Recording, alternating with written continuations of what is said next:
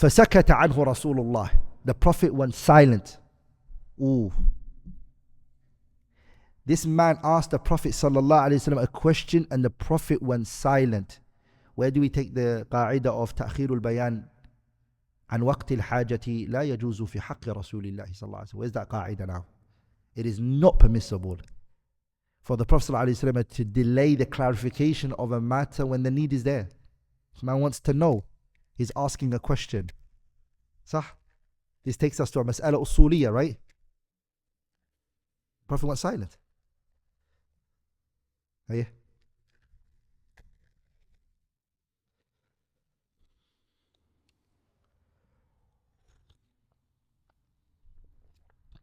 It's not a rhetorical question.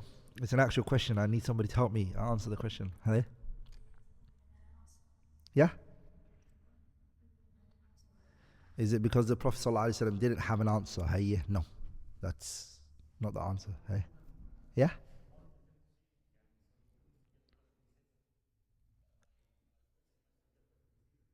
By action. Sah, that's what Ibn Abdul Barr and others mentioned, so you're right. But first of all, this قاعدة of تأخير البيان عن وقت الحاجة هل يجوز في حق رسول الله أم لا? That's the مسألة here. So that there's an إجماع on this مسألة. الصمعاني أبو بكر الصمعاني في كتاب قواطع الأدلة يو.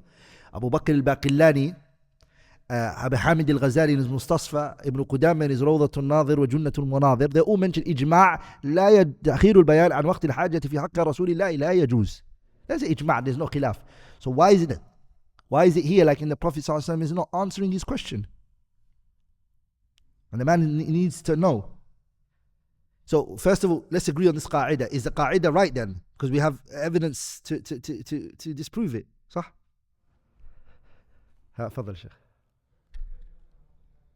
ها.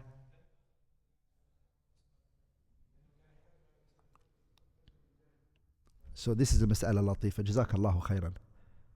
The ta'khirul bayan is two types. Write this down. Are we all together, brothers?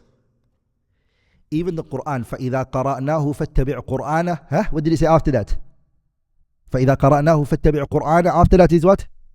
ثُمَّ إِنَّ عَلَيْنَا بَيَانَهُ. صح? What does the word ثُمَّ show?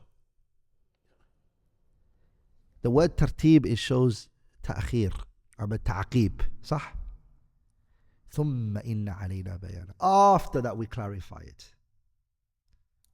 So how do we reconcile this ijma' which is Abu Mudaffar Sam'ani and Baqillani and Abi Hamid and Ibn Qudama all mentioning, but then here we have the ayah saying فَإِذَا قَرَأْنَاهُ فَاتَّبِعْ قُرْآنَهُ ثُمَّ إِنَّ عَلَيْنَا بَيَانَهُ. After that we clarify it. And also this hadith, there's a different, the ta'khirul bayan is two types. Write this down. There's waqtul khitab and there's waqtul haja. Let's explain what each one means. The waqtul haja means that it's not ever possible where the Prophet is asked a question at a time when it's needed and the Prophet ﷺ delayed it. The need, if it's there, he will mention it. Are we all together, brothers?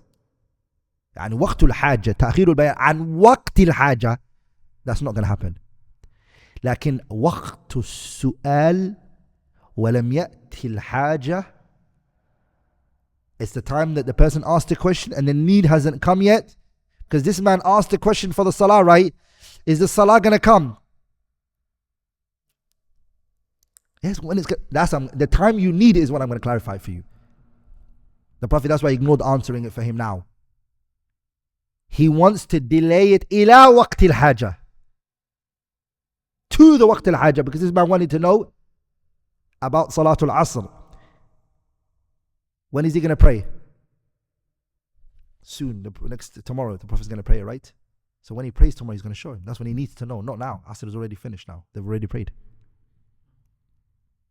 Are we all together, brothers? Ibn Abdul Barr mentions this, rahimahullah, in his kitab At-Tamheed. Let me read it on you guys. He says, وفي هذا الحديث من الفقه. The fiqh al-hadith is what? تأخير البيان عن وقت السؤال إلى وقت آخر يجب فيه فعل ذلك إذا كان لعلة جائز عند أكثر أهل العلم. This is permissible. which is somebody asked you a question, and يعني وقت الحاجة, the Prophet will never delay it.